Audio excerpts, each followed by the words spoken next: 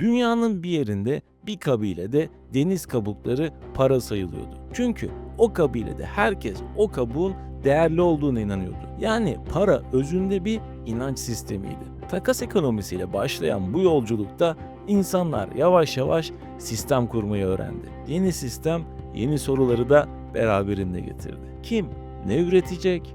Kim ne kadar alacak? Ve en önemlisi buna kim karar verecek?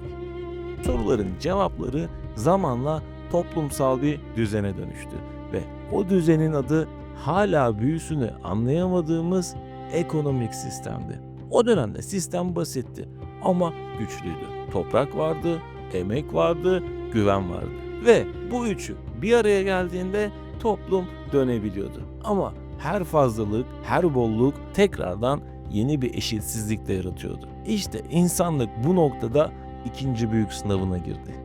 Adalet.